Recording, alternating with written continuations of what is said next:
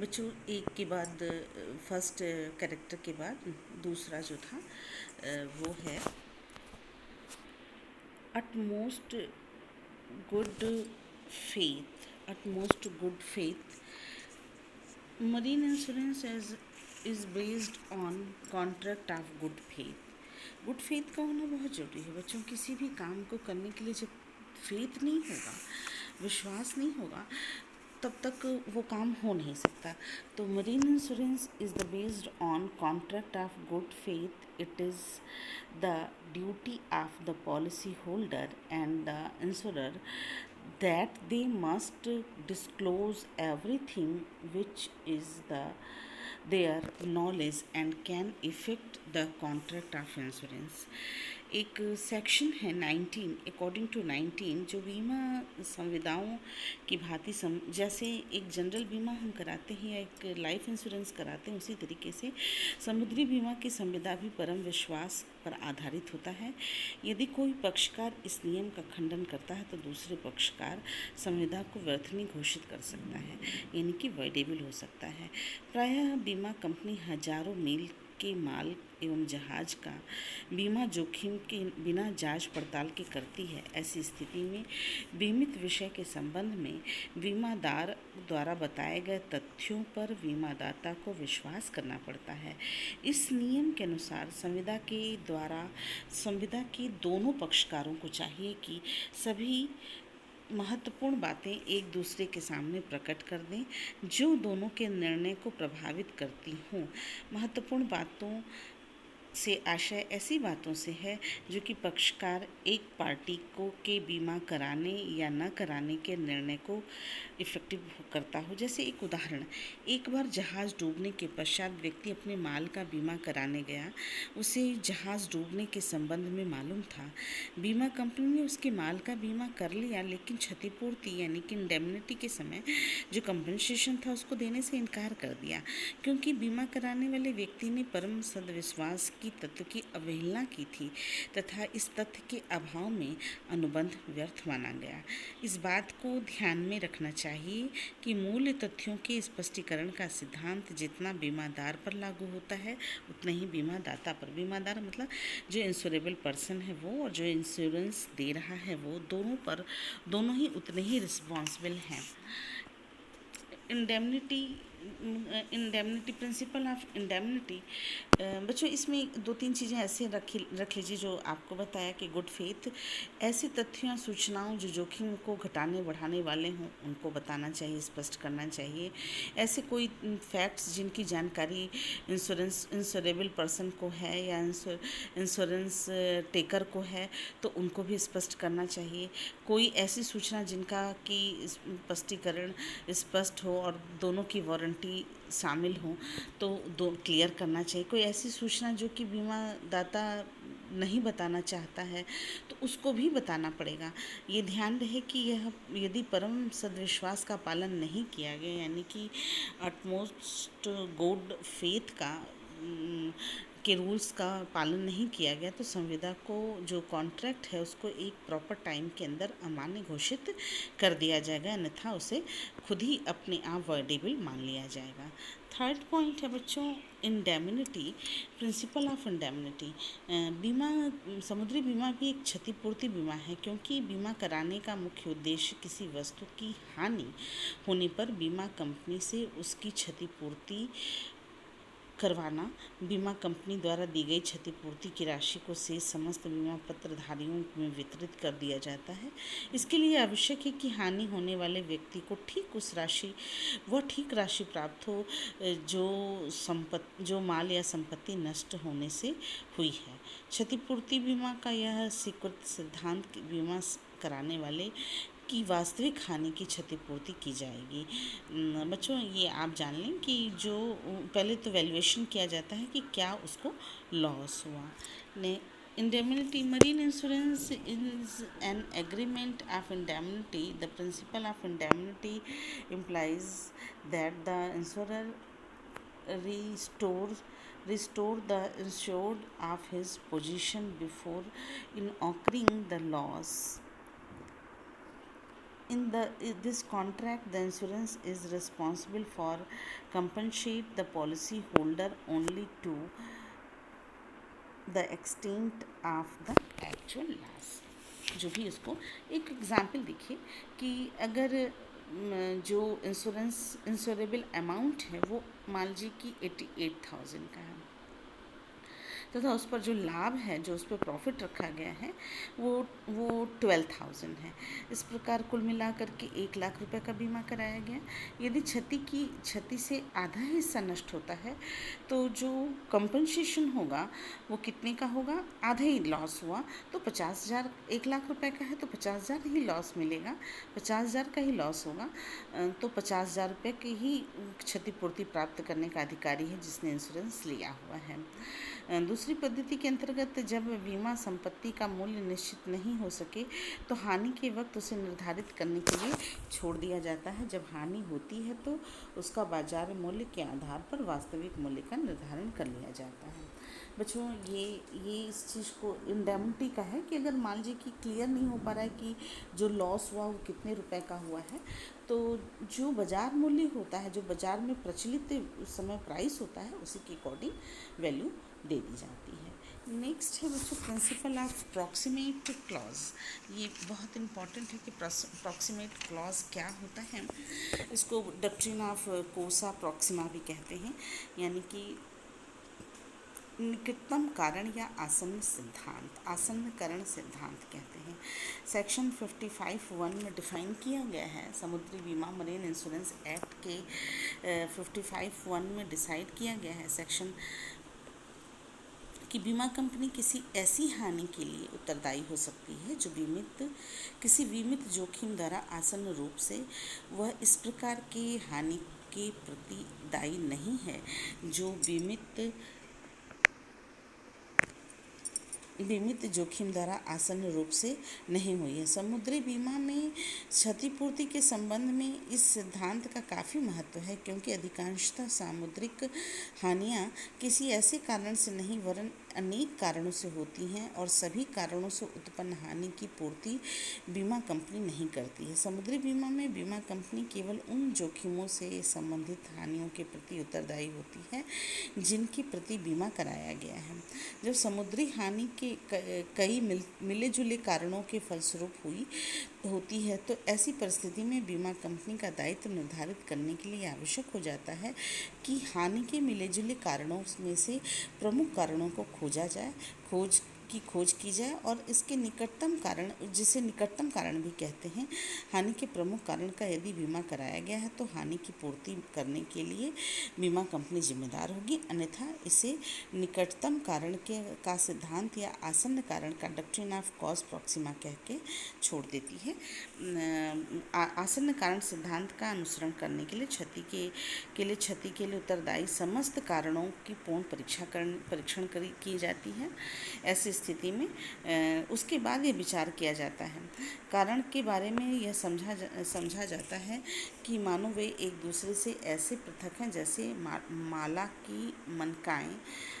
जैसे माला में मान लीजिए हम कोई माला बना रहे हैं तो उसमें मोती हो ही ना माला में, अरे धागा हो ही ना और हम मोती रखे हैं, तो ऐसा अगर कोई लॉस है तो उसको बीमा कंपनी ध्यान नहीं रखती है। कहते हैं कि marine insurance is subjected to the principle of proximate causes where a loss is occurred due to several causes in sequence to one another. The proximate or nearby causes of loss must be taken into account. Only then the insurance company will be liable to pay off the insured if the proximate causes is covered under the policy. Next बच्चों third है right of contribution, section 80 of the marine insurance act 1938. Read as where assured is over insured by double insurance. Each insurance is bond as between himself and the other insurers to contribute to the loss in proportion to the amount for which he is liable under his contract. Next है फिर warranty. Apart from these principles, for example, goods faith, indemnity and insurable interest is obligatory that all the marine insurance contract should fulfill the warranty also. Warranties denotes the term and condition which is the indispensable to the contract of insurance. If it is not complete with by the insured, the contract comes to an end. However, two exceptions where the breach of warranty is exempted are where owing to changes in the circumstances the warranty is not applicable, and where due to in, intactment of subsequent law the warranty becomes unlawful. There are two types of warranty. एक है express warranty और दूसरा है implied warranty. बच्चों, express warranty का मतलब ये होता है कि वो लिखित भी हो सकता है और मौखिक भी हो सकता है, यानी कि रिटेन और लिखित दोनों हो सकता है. एक्सप्रेस वारंटी में कुछ शर्तों का उल्लेख समुद्री बीमा प्रलेखों में स्पष्ट रूप से कर दिए जाते हैं, जिनका पालन बीमादार के लिए आवश्यक होता है. इसे प्रत्यक्ष या स्पष्ट वारंटी कहते हैं. इसमें कुछ मीनिंग है, जैसे माल की पैकिंग टाट के दोहरे थैले में की गई है, माल की पैकिंग अच्छे ढंग से की गई है, किसी विशिष्ट सागर दोष के बंदरगाहों से जहाज को नहीं ले जाया जाएगा, किसी निश्चित तारीख पर जहाज खोलने की प्रतिज्ञा, तटस्थ एक तटस्थ जहाज है तथा यात्रा के दौरान भी इस प्रकार का बना रहेगा, माल तटस्थ है तथा यात्रा के दौरान भी तटस्थ रहेगा, अन्य कोई परिस्थितियां विशेष वारंटी होती. इम्प्लाइड वारंटी की मीनिंग होती है कि गर्भित या निहित वारंटी गर्भित या निहित वारंटी जिन्हें बीमा संविदा में उपस्थित मान लिया जाता है तथा ऐसी शर्तों को अलग से स्पष्ट करने की आवश्यकता नहीं होती है. ये गर्भित शर्तों का आश्वासन से पहले ही तय की गई हुई मानी जाती. इन शर्तों का पालन न किए जाने पर बीमा कंपनी अनुबंध को भंग करके अपने दायित्व से मुक्त हो सकती है. सामुद्रिक बीमा की में कुछ ऐसे इम्प्लाइड वारंटीज़ होते हैं, जैसे है सी वर्थीनेस जहाज की योग्य है, शिप वर्दीनेस ऑफ शिप जहाज की समुद्री योग्यता. गर्भित यानी कि इम्प्लाइड वारंटी जो है उसका एक बहुत महत्वपूर्ण ये फॉर्म है कि जहाज का सागर योग्य होना. समुद्री बीमा अधिनियम 1963 की धारा 41 के अकॉर्डिंग जहाज के सागर योग्य होने का आशय यात्रा के अनुरूप पूर्ण रूप से दुरुस्त होना चाहिए, समुद्र की साधारण आपत्तियों का सामना कर सके, जहाज को ऐसा होना चाहिए, साज सज्जा निश्चित होनी चाहिए, अधिकारियों व्यक्तियों की संख्या सही होनी चाहिए, जो सामान रखे जा रहे हैं उनका लाइसेंस होना चाहिए, बीमा चलाने वाले व्यक्ति का ड्राइविंग लाइसेंस होना चाहिए. जितनी भी जहाज से संबंधित चीज़ें हैं वो सारा कुछ पहले से क्लियर हो. फिर मौसम को भी ध्यान में रखा जाता है. ये इम्प्लाइड वारंटी के अंतर्गत आता है कि मौसम सही हो. ऐसा ना हो कि तूफ़ान आने वाला है, पहले से डिक्लेयर है और तूफ़ान आने वाला है और जहाज़ लेकर के चले गए, ऐसा नहीं होना चाहिए.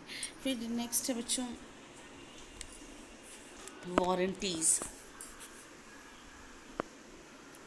वारंटीज़ में देखिए, ये आपको क्लियर हो गया होगा. Principal of proximate clauses, right of contribution section, ये भी क्लियर हुआ आपको. वारंटीज़ क्लियर हुई. वारंटीज़ एक बार देख लीजिए, फिर से पढ़ दे रही हूँ.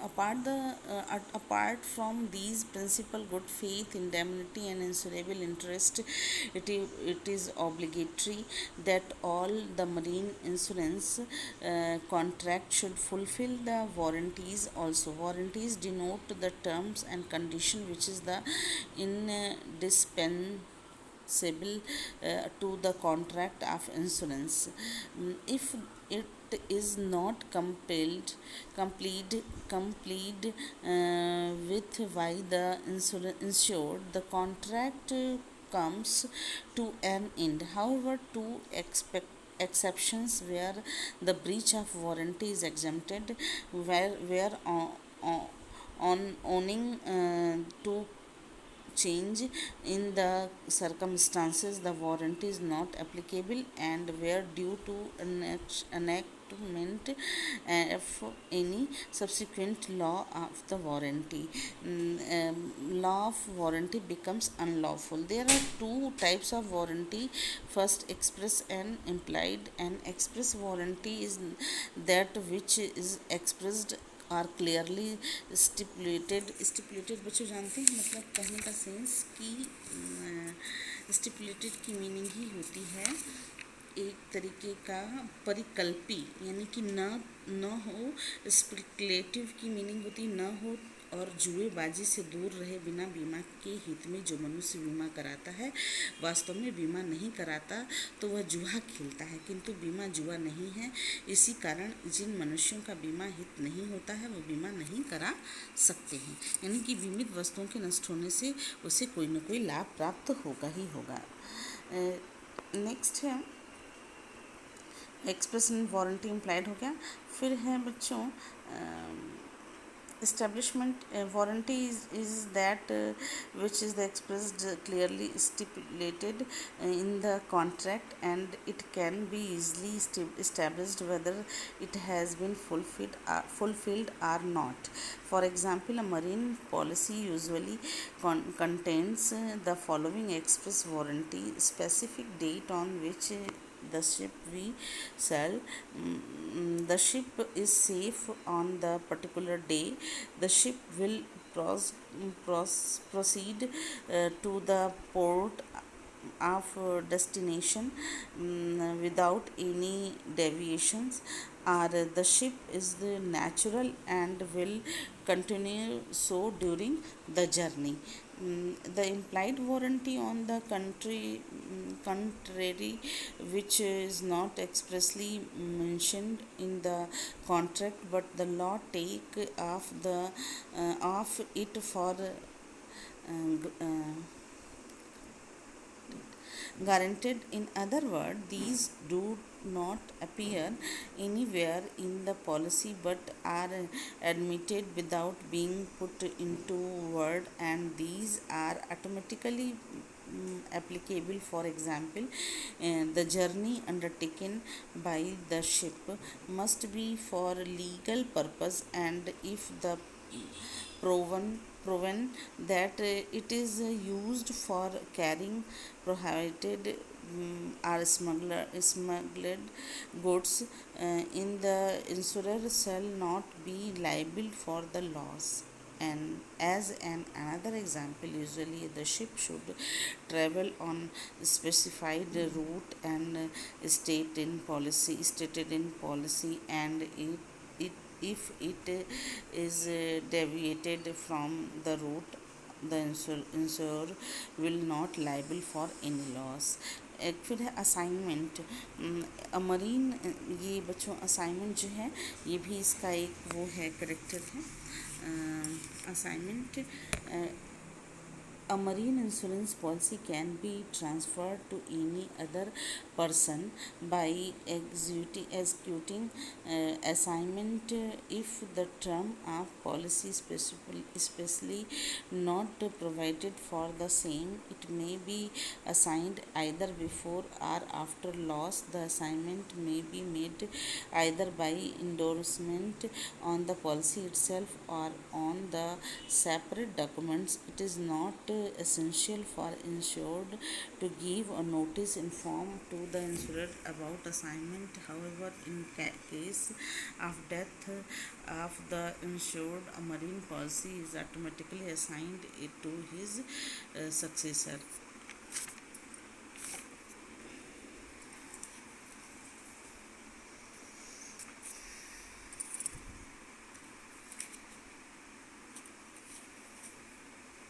नेक्स्ट है बच्चे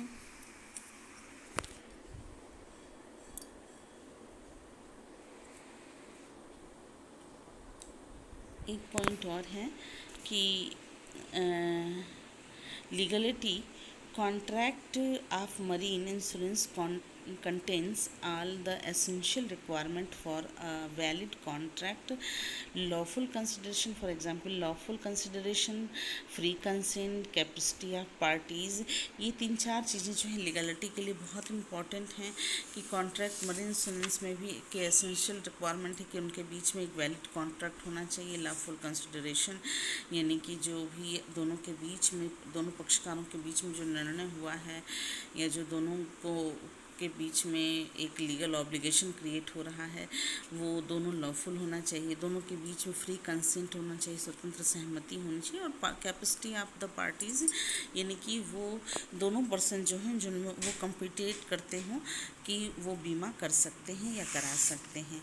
ये बच्चों इनका नेचर और आप समझ लीजिए कि ये कैरेक्टर था मरीन इंश्योरेंस के। दो तरीके के लॉसेस भी होते हैं मरीन इंश्योरेंस में। मरीन इंश्योरेंस के लॉसेस को आप देख लीजिए बच्चों। ये जो मरीन इंश्योरेंस का लॉस है वो मैं आपको अगले उसमें पढ़ाऊँगी। आपका एक इससे पहले एक करेक्टर जो है वो फीचर जो है वो कट गया था, वीडियो देख लीजिएगा। ये मैं आपको मरीन लॉसेस जो है वो नेक्स्ट क्लास में पढ़ाऊँगी।